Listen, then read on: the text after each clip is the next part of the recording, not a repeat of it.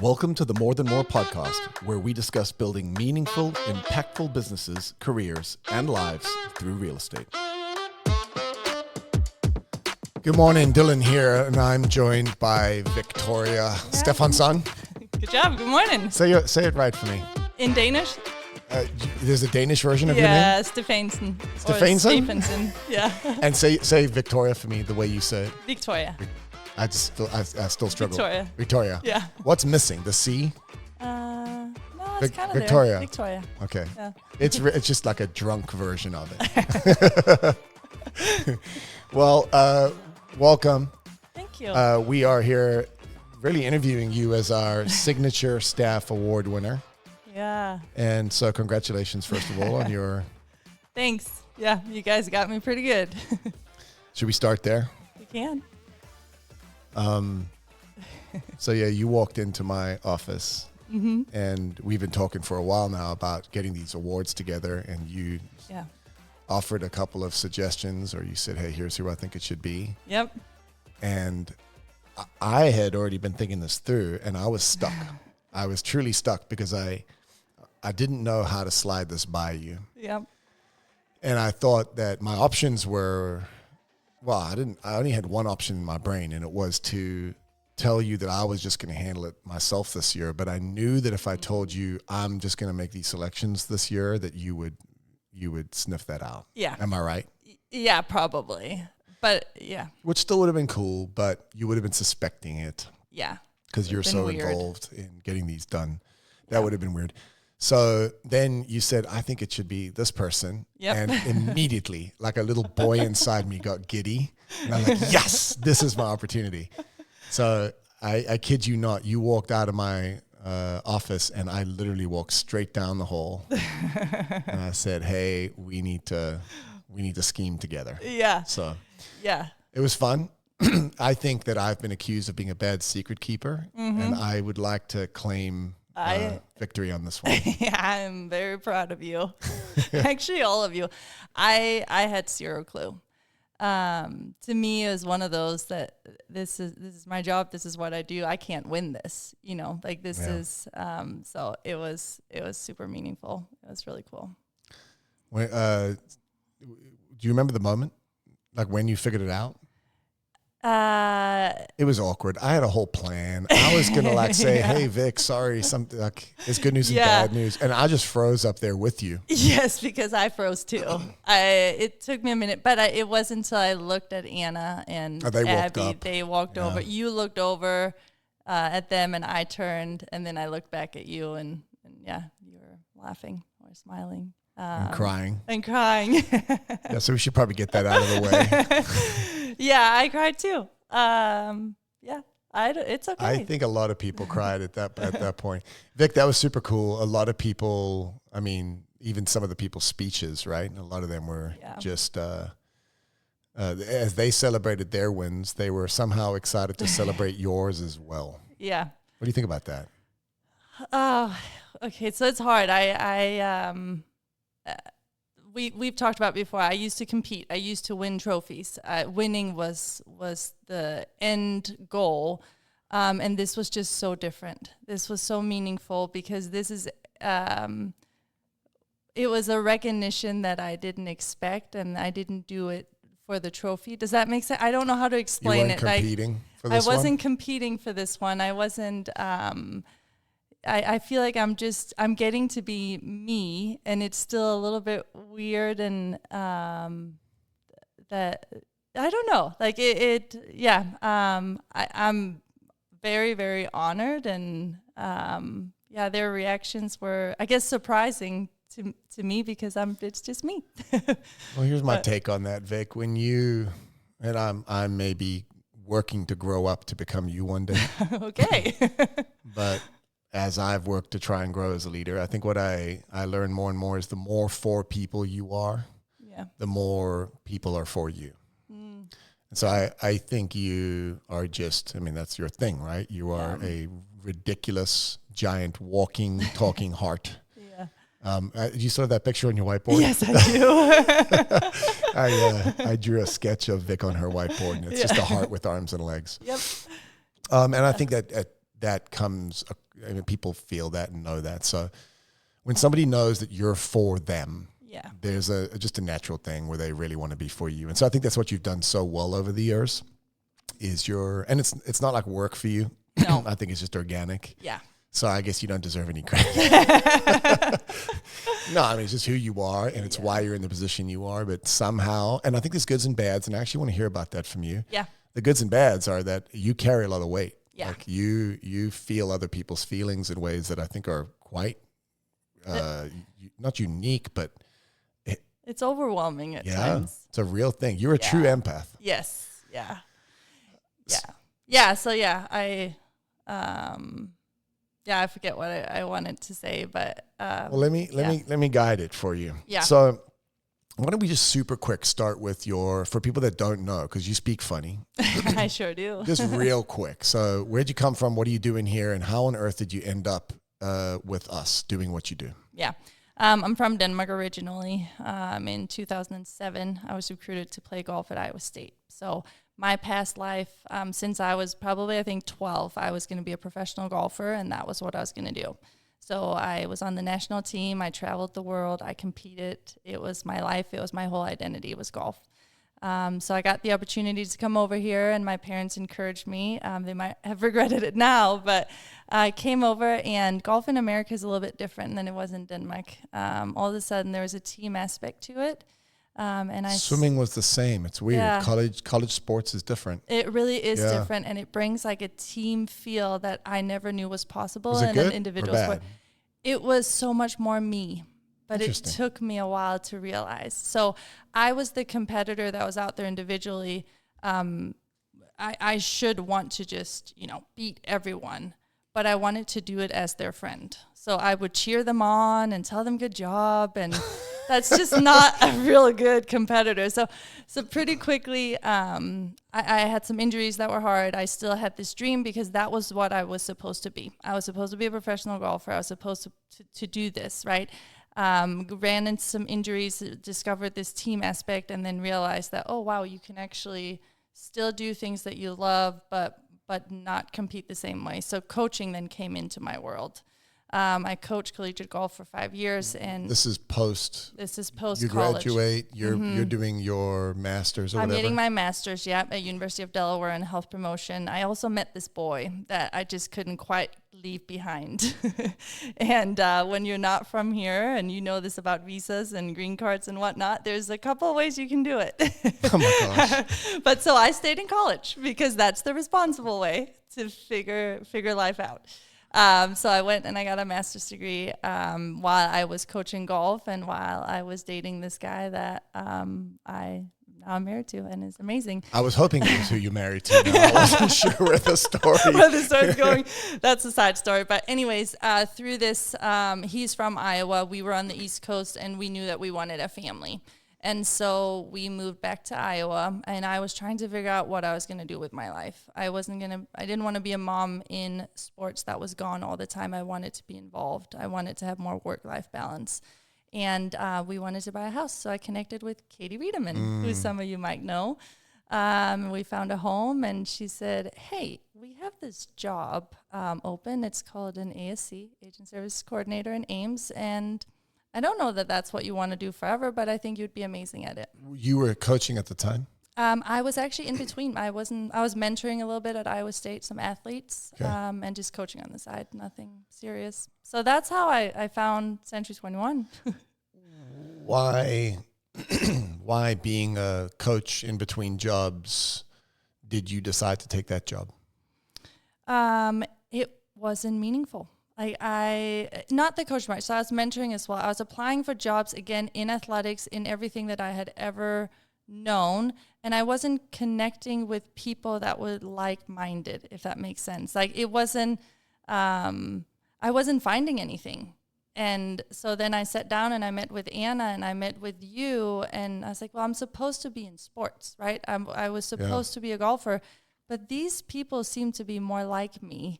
They have some of the same goals. Like some of the things they're saying just feels right. I remember you talking about Orphans of Tesso. I'm like, wow, that's really cool. So they're about like more than just work every day. I really want to try to be with people that has that mindset. I mean, it's very bizarre in a way. I mean, I remember our meeting, and I remember you, I forget the words, but I mean, I think you basically said, look, I don't know anything about what you do. I know nothing about real estate, and I've never been in an administrative role. Yep. So please give me this administrative role. Yep. But I do know people. Yeah. I think you said something to that effect. And I just think in looking back to, by the way, just to finish the story, what was your master's in? Health promotion and health coaching. So corporate wellness, you could say, like helping people when they get a diagnosis, then work through those changes. So there was just fundamentally nothing that put you in a real estate office in Ames applying for an ASC job. It just made no sense. Yes. And yet, and I don't buy into the stars are aligned, and I don't think things are meant to be. I think things just happen. Yeah. But that was meant to be. Yeah. Right? Like, I don't know how to explain that. Because then the journey continues, right? Like, you're in ASC for how long? 2.5 years, I think, maybe 3. And then you, like, I don't even remember the progression. Yeah. So I went from ASC to you calling me aside saying, hey, I know you love people. I have a way, I see a path for you. Yeah. And so the director of Hearts actually came out really early on, and you told me, just be patient with me. We'll get there. But first, let's learn Relo. So you were the ultimate story of unique ability. Because that's what we saw in you, was the heart. Yeah. But yeah, there was no direct path. No. And so unique ability is find the thing in the person and then create a space or find the space where they can be that thing. Yeah. And you'll get the best of them and they'll get the best of their work. Yeah. You're that. So you trusted me to go to Relo. Well, you gave me like 25% more of what I wanted. So it's like 25% HR and then like 75%. So it was a combo. Relo. It was a combo position.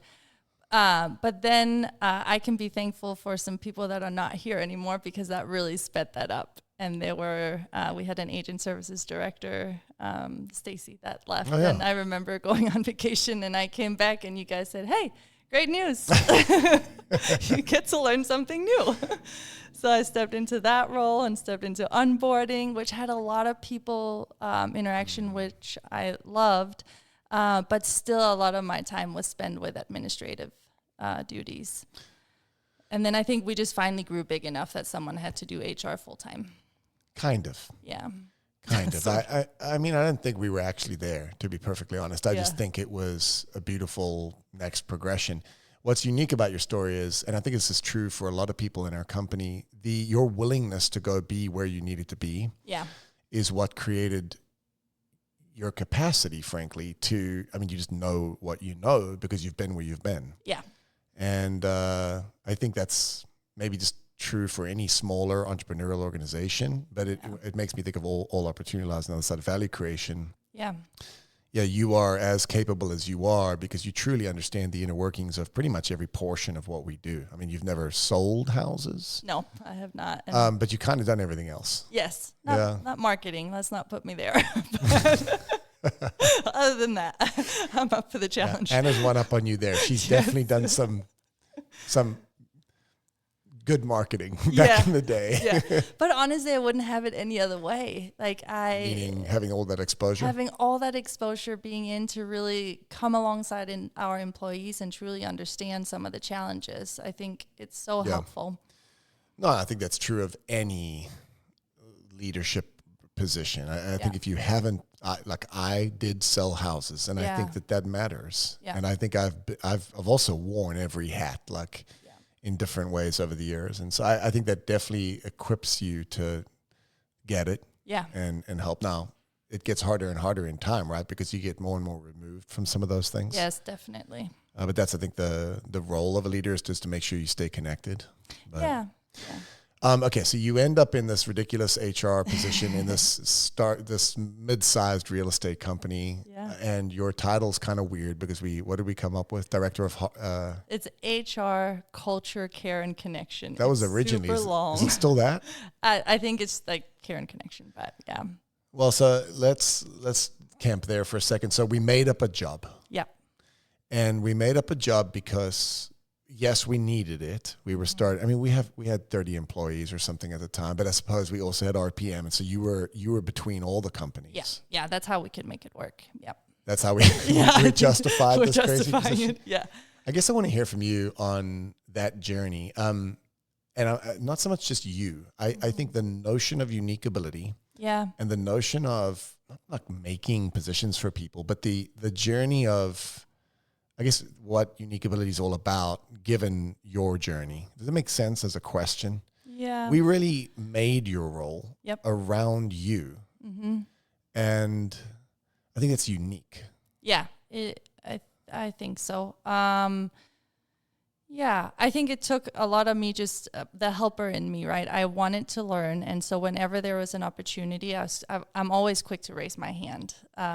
So I think the willingness to be open to go and explore under guidance that has always allowed me to, like, failure is safe. So you always, I mean, when I was put in the position, we talked about, you said, I don't expect you to know all these things, but I do want you to go learn and know that if things go wrong, I got you. Why did you trust me? Because you had proven that to me before, even just as an ASC. Like, you always had my back. Whenever things went not so great, there would be a conversation, but you'd shown me through your leadership. Everybody doesn't trust us, though. Yeah. I don't know. I'm not trying to call anybody out. I just think that there's a two-way street there. I think you've got to, because now you're on the other side where you're working to try and embody that trust for people. Yep. Asking them to trust you and say, hey, like, I need you to step into the space or try this, or hey, we've got an idea. And we're weird in that we don't have 17 levels of accounting positions, and you can like move from accounting 3 to accounting 4, right? It's very fluid. Yeah. And you embodied that fluid journey. It requires demonstrating that we are trustworthy as leaders, but it requires a degree of openness, like you were saying. You got to be willing to move forward.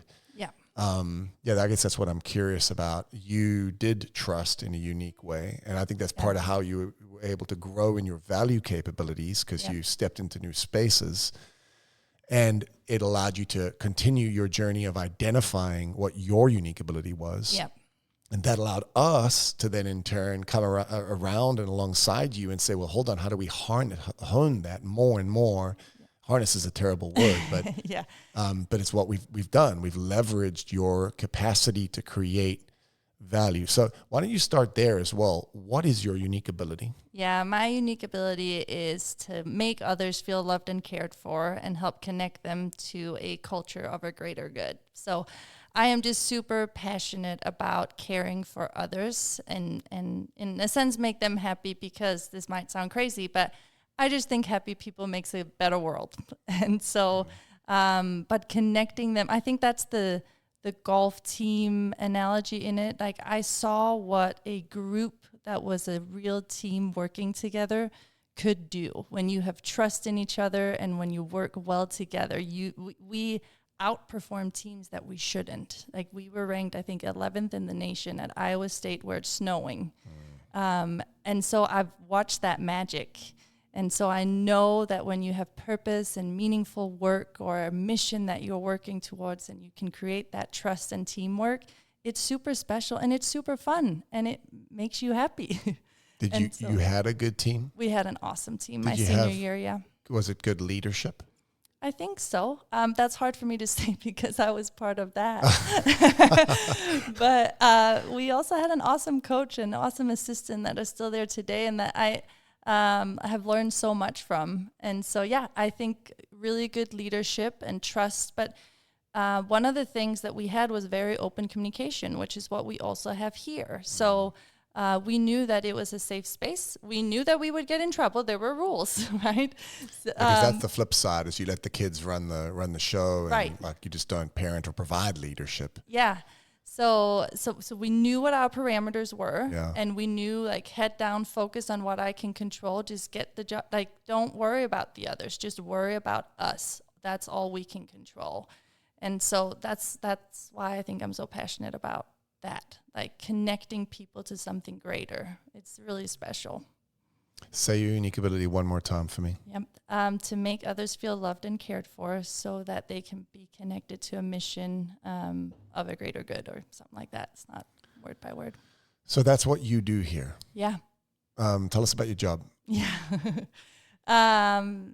I like to come alongside our staff and help support and grow them. So whether it's in their role or personally, I like to help them face challenges. I like to care for them. I like to support them in any way that I can, whether it's in their job or personally, because we believe in personal growth. And I want to make this a meaningful place to work because that is just better. That's my belief. What makes a workplace somewhere that's meaningful to work? Yeah, somewhere where you understand the greater picture, I think. So not just your day-to-day check things off a list, but when someone walks in and turns in earnest money, it took a lot to get there, right? Our agents first had to connect with these clients, win them over, maybe show them 20 homes, and maybe they've lost out on multiple offers, and here they come in and they're a little bit nervous because what if it works or doesn't work? And that's, I don't know, celebrating that with them and just understanding that what we do, we sell houses for a living, but we also help people. Maybe that was the first time they got to buy a home and no one in their family could. And I don't know. I think it's very, when you can zoom out on just checking things off boxes, and the greater thing that we do is also come alongside our agents and their buyers and sellers and help create this experience. And yeah, I think there's just more to it. Has it been hard to learn the actual HR part of what you do? Yes. Because you actually do that too, right? I actually do that too. Yeah. It has taken, I think, a lot of mentorship from you. I don't know what I'm doing either. Yeah. Just making it up as we go. We have conversations along the way, but early on when I first stepped in, I did sit in a lot of classes. I signed up for a lot of seminars, and I wanted to learn. So I still try to connect. On that side, we've made sure that we have a professional team behind us as well, because obviously I don't have a degree in it, but we do have good bumpers for someone like me to be in this position. Yeah, and that's back to our entrepreneurial spirit. I mean, we kind of carved our own path, and maybe we'll bump our shins real hard one day, but our thinking is, and we did this with our real estate model too. Like, why do we have to do this the way everybody else does it? Yeah. What's the things that we know are the most important things, and how do we build it our way around those things? Obviously, we have to follow the law. Yeah. Yep. But which we do. Yeah, the we best do. of our knowledge.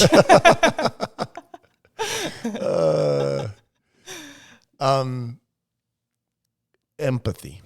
Yeah. So I have a unique ability, right? And mine's got to do with seeing how things work. Mm-hmm. I can naturally see what's working, not working, and I can see a path forward from here to there where I want to be. And then I'm good at mobilizing people to get there. Yeah. You have empathy. Yep. What does that feel like?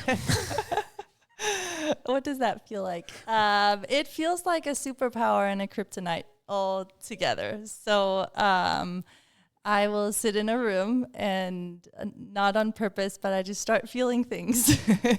And I'm with people in the room. With people in the room, and I'll observe. And it's hard. I don't know why. This just comes very naturally to me. That a certain look or a certain vibe, or I can just read that off people.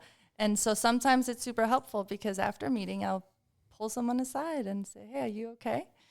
And sometimes they're totally okay, but then I can carry that with me, and that's when that becomes not so good.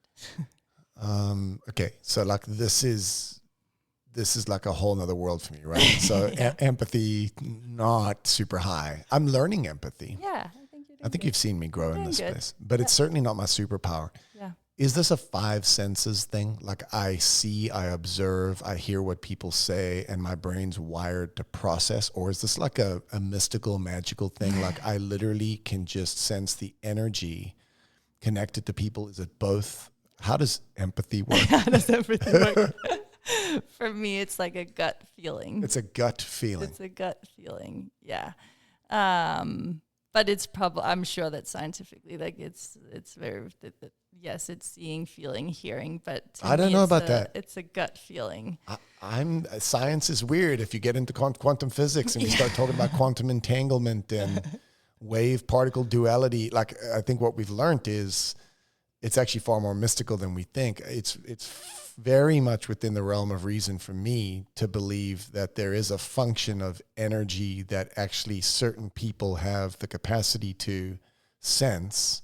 Yeah. I don't know what that looks like exactly. I just know that or we can take it all the way to the pragmatic and say there's certain little cues in people's eyes or body language that some people are in tune to. Yeah. But I'm fully okay with both theses. And I actually think it's very likely that there's more going on than our five senses. All I know, though, is you have that. Yep. And you have it at a level that's unique. And then what I want to ask about is, I think that comes with that there's a burden to that. You've touched on that twice. Yeah.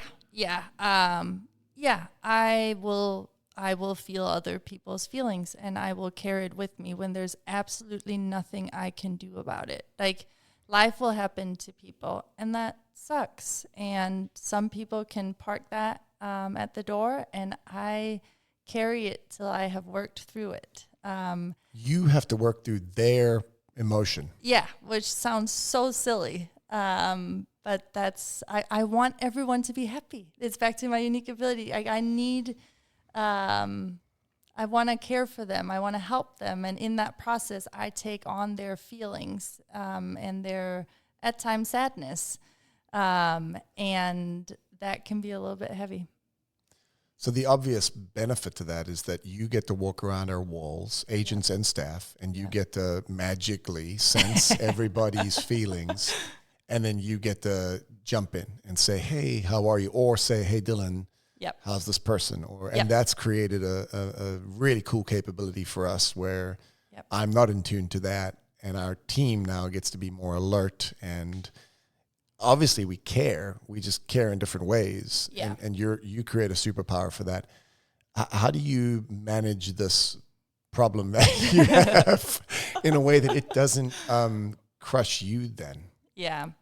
It's something we've talked a lot about as a leadership team, I think, over the years. And honestly, you guys help me manage it. I have other people outside of these walls, too, that help me manage. And then I think I am just on a personal growth journey as well, where I am trying to learn what I can control and what I can't control, and that it's okay to have empathy for others, but I don't have to carry the feelings so heavily. Sometimes I just need to talk about it, and then I'm all better. I was going to ask you what your practical steps are to offload. That's sort of something you've done with me. Then you'll come and just say, "Hey, I need 30," and then then that I cry. Works. Well, but in a way, it's like you're, and then I'm the perfect graveyard for that, because like you come and just dump the feelings, and I'm like, well, that's fine, no problem. Now it's done. So that helps you offloading some of these thoughts and feelings. Yeah, it does. I mean, this is literally like talking about science fiction to me. It's like I have feelings, just you have a unique ability to feel, and I have a unique ability to strategize. Yeah. And it works perfectly. It does. It works perfectly. Yeah. Makes for a good team. It sure does. Yeah. I just, sometimes too, I need somebody to tell me, say, Vic, okay, that's a big deal. Go focus on that. Or actually, that was not such a big deal. Okay. So I'll... Because you're going to feel it either way. I'm going to feel it either way. You need someone outside of the feeling to help you process whether or not this is something worth... Okay. Yeah, whether it's something I can control. And so I really think our team, I mean, you've taken a lot of it. But we have other team members that takes a lot of it too.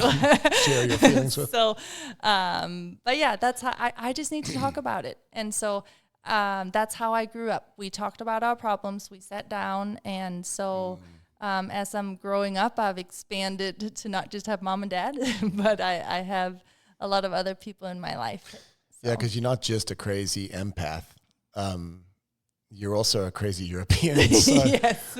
you come with all sorts of weird. I come with all sorts of things. Yeah. So I should share with everyone that you and I have a running joke. For anyone that's seen Guardians of the Galaxy, there's I don't know her name. Do you know her name? I don't remember. She's a character in Guardians of the Galaxy that joins the crew, but she's got those little feelers above her head, and she's an empath. Yeah. She is, that's you. So I sometimes will put my little feelers up when Vic's in the room.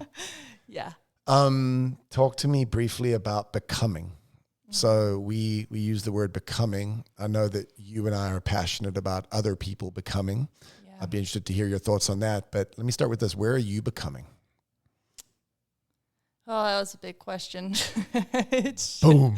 Boom. Mic drop.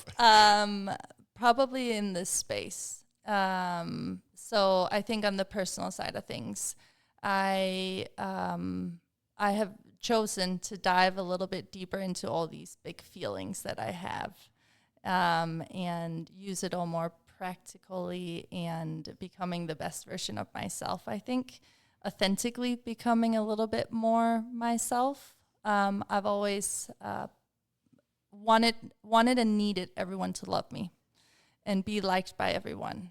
And so I think that's really a big space for me right now, is trying to become authentically more myself as I continue to grow up. What does that mean? Is that about caring less about people's opinions or how much they like you, or it doesn't sound like it'd be that for you? No, it's not caring less. It's just understanding that I can't control others and I can't control what others think, and that's okay. They get to think and feel what they think and feel, and I can't take that on. I need to focus a little bit more on myself, which has always felt very selfish to me. But if I take care of myself, I can actually take care of more people. Well, selfish is a thing that a lot of people tend to think of about you, right? Okay, hold on. Do Maybe I need someday. to explain that was a joke? Maybe someday. Selfish has always been a very negative word for me, and it's starting to maybe actually become you need more to important. Take on a degree of selfishness in order to, it's the oxygen mask in the plane. Yeah. You're not going to be much good to everybody else if you're taking on everybody else's burdens constantly. Yeah, it's been fun to watch our leadership team actually, I don't know, we have a very healthy group. Yep. And we tend to call each other out, but then we're also like rally to each other's support. So the team often comes to yours and says, Vic, it's time for you to do some self-care because you're carrying everybody else's stuff. Yeah. Yeah, but that's I think that's a part of it, selfishness. Yeah, yep, that's a part of it. And then also just being more comfortable being uncomfortable. So very practically at work, you and I have some agreement with certain conversations I take on and some that I don't. And so I think that's my next level too, is honesty and having the tough conversation is actually the kind thing to do and the way to care for people we're instead talking about of avoiding it. Dealing with conflict and kind candor. And that's also my an area of growth. Mm-hmm. Yep. Yeah, I know you've had a couple of those conversations in the last couple of weeks where you did it. You ate the frog. I did it. Yeah. What does becoming mean generally, though? I think the best, I don't know, to me it's like the best version of yourself. And I think on the journey of becoming, I didn't even know what that was. Well, we made it up. Yeah. So that's what it is to me. Best version of yourself. I love how that connects to unique ability. Yeah. I mean, you and I have our own little department. And I mean, everyone's doing all their things, but we kind of sit on the side sometimes and we chuckle because we draw strange maps on the whiteboard of development, of how people need to grow and how we need to help them with their job skills, their personal skills, their self-awareness, their empathy, and what we call them, human skills, and then their goals. And so it's like we're scheming behind the scenes constantly to figure out how we can help people grow. And you've got all this unique ability stuff, all the Colby stuff, and people come and go.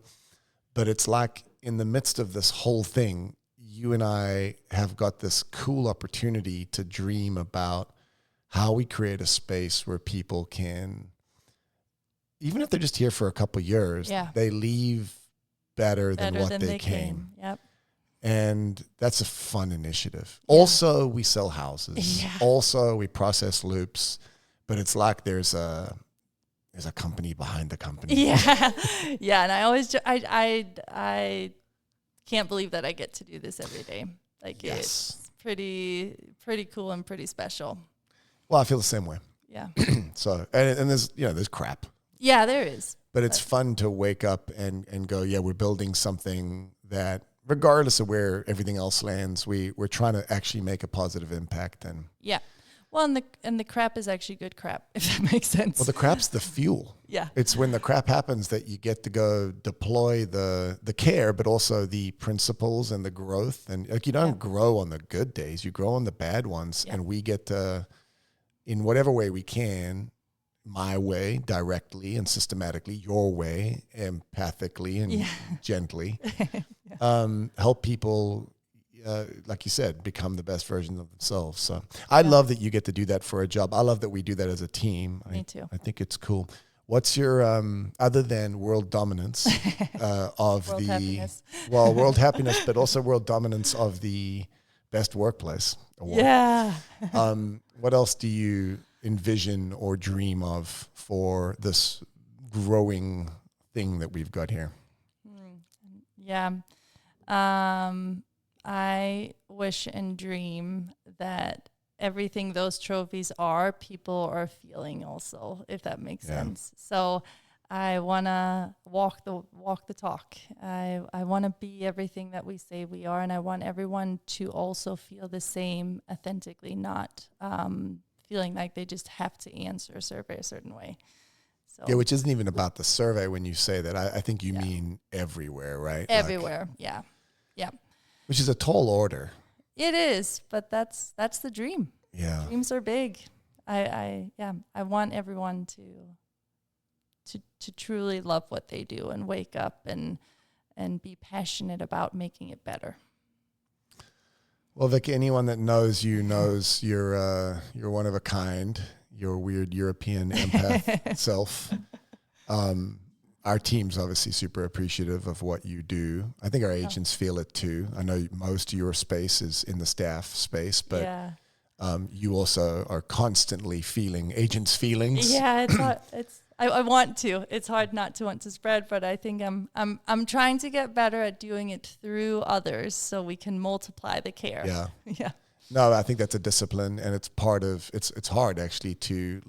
As leadership goes, I think you do need to recognize that you can't, if you're for everyone everywhere, you really will be for no one in terms of your capacity to actually accomplish good. So through others is a challenge. Yes. But it is what we're focusing on. If we can build an amazing team that feel loved and cared for and are loved and cared for, their capacity to go and love and care for the people that they're serving, our agents, grows. Okay, I'm gonna leave it with this advice. Advice to our bourgeoising team members who would also like to just create their own job one day, and would also like to wake up feeling like they just play in their superpower all day. Yeah, I think there's lots to your story, even as you described how you moved forward. But just closing thoughts from you or advice on what you think people can do to become and grow and love what they do and make an impact. Yeah, we try to put a lot of opportunities forward where people get to speak up. So I want our team members to continue to speak up when they see things. Do the little task, be curious, start exploring. But it starts by figuring out, right, what your unique ability is, which we've done with most of them, but now they need to start exploring it. Start when you see a task up for grabs, so the company has a goal, ask questions, be curious, say, how can I help? How can I do this? And then know that that's what we want. We'll come alongside and we will help that growth.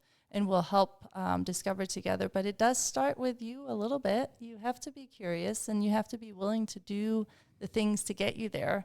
And then we dream of a world where everyone has these magical jobs one day, but you are going to have to learn a bunch of things to get there first. There's still toilets to plunge. And both you and I are plunging them every day, right? We sure are. And I'm happy to do it because it's part of it. It's how we stay connected. And so, I think that would be my stay curious, do the little things to get you there. Like just make a little progress every day. And also, it's okay to be content. It's okay to be happy where you are at. That might just mean that, we'll always grow, right? We'll always learn. But I am currently in my dream job. So I want to keep on doing what I'm doing. But I'm also going to keep on growing. I don't know what's next. And I don't need to worry about that now. It'll come. Yeah, that goes back to almost the trust thing. There's something beautiful about content, but ambitious, but open and curious. It's sort of like love the journey in a way. Sounds like a bumper sticker. But you're living out some bumper stickers. I can't believe that I get to do what I get to do every day. And I absolutely love it. So I'm just so grateful that everyone here is open-minded enough and trusts me enough to come alongside them. I know that we ask a lot, and I appreciate that so much. So I know it's a big ask. Well, and it's for that reason that you are such a fitting recipient of the Signature Staff Award. And I know that you're sincere when you say you want that for everybody around you. So yes, I do. Well, thank you for sharing. I feel like you and I could talk for hours and hours and hours. Is there anything you need to offload on me right now? No, I think I'm good. We're good for today? We're good for today. Probably not the kind of stuff we want to record, huh? No, but thank you for the recognition. It means a lot. And I know that sometimes I get asked about who cares for me, and you guys really all do. So I appreciate that a lot. It means a lot. Onward and upward. Yep. Thank you for joining us today. For more episodes, resources, and show notes, head to morethanmorepodcast.com.